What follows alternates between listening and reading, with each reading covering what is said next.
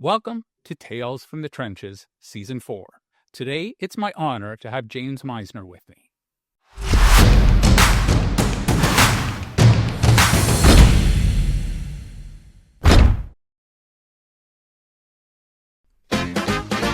Here's a story of a fundraiser who was launching his very own web show. Each episode is very short due to edits, so it can really flow. Here's a story of a podcast guest star who was busy raising money of their own. They were each great in their own way, fundraising in the zone. Till the one day when Jack asked a guest to join him, and they knew it was much more than a jest, that these guests must somehow form a resource. That's the way they all became the podcast guests. The podcast guests. The podcast guests. That's the way they became the podcast guests.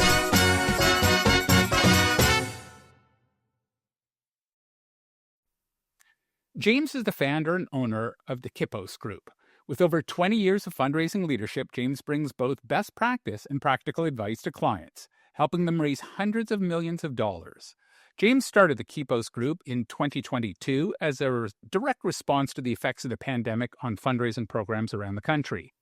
He helps organizations, especially small and mid-sized ones, sustainably grow their revenue so that they can scale solutions to some of the world's most intractable problems. James is also passionate about creating conditions for collective and individual success that are embedded into organizational culture. When not working, James spends his time with his wife Sabrina and their 3 children. In 2024, James and Sabrina started a small family farm that are trying to figure out day by day. James enjoys hiking, skiing, and anything related to the ocean. So welcome, James. Jack, thanks so much for having me. It's great to be here.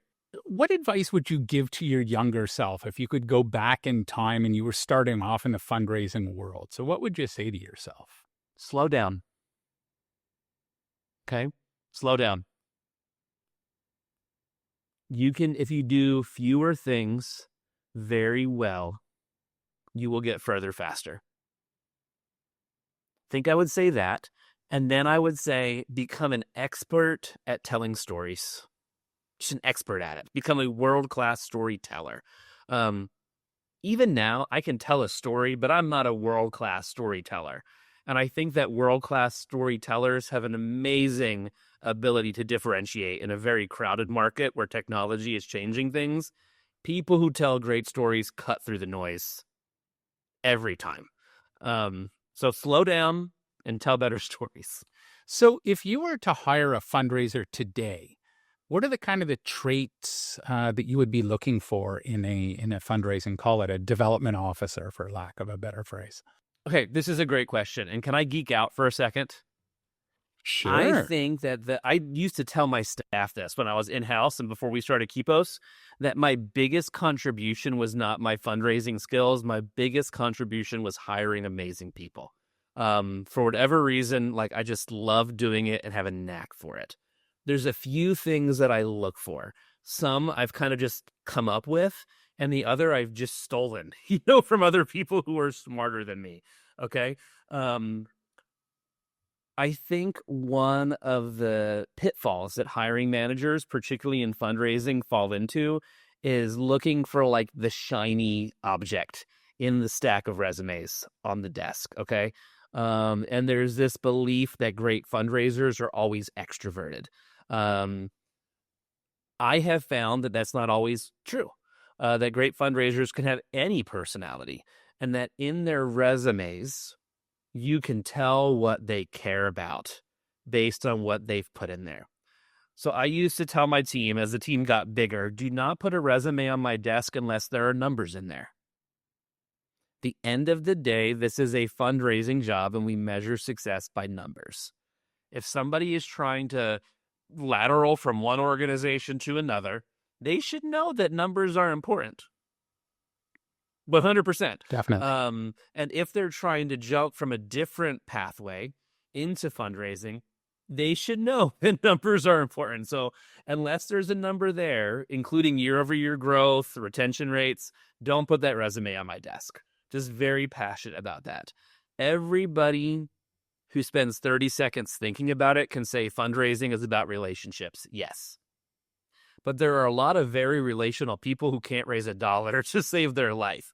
I can test for relationship later on in the interview process, but if they aren't motivated by hitting numbers, hitting goals, being measured, they're just not motivated by that. I can't really train that and teach that. So that's number one. I always look for numbers in a resume before I meet people, because I can be swayed by a great personality. I can learn to like somebody in an interview and have a hard time saying no to them. The second thing, I steal this straight from Patrick Lencioni in the Table Group. He has a great book out there called The Ideal Team Player. And he says that ideal team players have to have three things. They have to be hungry, they have to be humble, and they have to be smart. I am a huge believer that fundraising rise and falls on teams, not on individuals. Okay? You can be the best major gift officer in the world, but if you're just mean to everybody else and have this kind of egotistical superiority complex, no one's going to want to work with you. And you're going to rub people the wrong way. You're not going to get what we all know the story. We all have that person, in our head when I just said that. So I was ruthless, and I am ruthless when we hire for clients, making sure that they are hungry, that the hiring manager, the CEO, the head of development does not need to wake up every day wondering, what's it going to take to get Joe out of bed this morning? They just know that Joe's going to come to work hungry because he wants to make a difference, okay? And that's a really intrinsic thing. You can't really train hunger, okay? The second is humble. Do they have a sense that they can learn from other people? Do they have curiosity about other people? Are they willing to apologize when they make a mistake? I make mistakes every day, every single day. The best way to deal with it is to own it, acknowledge it, apologize for it, and move on. And generally people are like, okay, he's an okay guy. But if I'm like, no, it wasn't wrong, and I just dig in, they're like, oh, he's a jerk. So, are they humble? Can they work with other people? And then the third is, are they smart? And what Lencioni is talking about here is not intellectual smart, but do they have EQ? Can they actually work with others? Can they be attuned to the person in front of them and then be agile in how they present? Not changing who they are, but making sure the other person can receive them.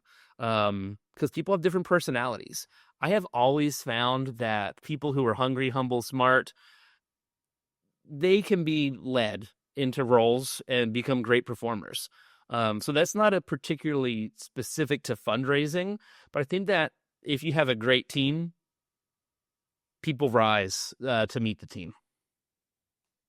Yeah. Wow. Those are definitely great traits. I found in my years, there's a ton of fundraisers that hate asking for money. And it just, it boggles my mind. It's like being a doctor who's afraid of the sight of blood. It just kind of goes hand in hand. So, a lot of times they'll remove themselves and they'll either be in the direct mail arena, or they might be in another arena where, direct mail, if you get 4% response rate, you're doing really well. Right? So, if your kids came home and said, Dad, I got 4% on my test, you would be less than thrilled. Even if they said, hey, we got 6%. Still not so thrilled. We're sending an email to the teacher immediately as to what happens, right? Right. But, again, it's when you do a direct mail, you're throwing out sometimes tens of thousands of pieces, and you don't have to look at someone across the coffee table from you and have that discussion. You don't put yourself out there. I think vulnerability is a big thing, and that people have to be willing to be vulnerable. And if you aren't willing to kind of put yourself out there, donors are going to recognize that, right? I could not agree more with you on that. When we go into new client organizations, there's always one person who thinks they're going to impress me by saying, I never asked for money, and they give it anyway. And they think I don't know if they think they're being cute or think they're being really smart. And my response is, oh, what a shame. How much more money could you have raised for this organization if you actually had asked? Right. And there are, Right. to be fair, there are certain instances and certain donors where you don't ask directly because they tell you not to. I had one guy that was like, don't ever talk to me about money. Just tell me all the good stuff you're doing with my money and you'll keep getting more of it. That's very few and far between.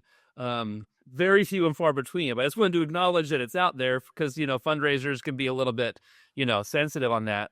But 9.9 times out of 10, you have to say, hey, Jack, could I invite you and your family into this incredible opportunity that we've been talking about for these past few months?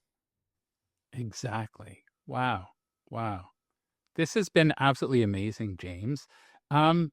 If folks wanted to get hold of you, how would they go about doing that?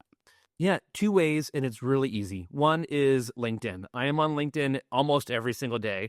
I post all my own stuff. There's no one else behind it, and I respond to all the direct messages I get. So James Misner on LinkedIn. The second's our company page, the kiposgroup.com. Kipos is Kipos, the kiposgroup.com. And there's a schedule a call button. And I love having, brief conversations with people that are just like, hey, here's my problem. What's your advice? If we never work together again, I'm just glad knowing I got to help you out. And, a certain percentage of you who do that will end up working together. So it all comes out in the wash. Exactly. Wow. James, it has been an absolute pleasure. Thank you so much for joining. Thanks for having me on, Jack. This has been a blast.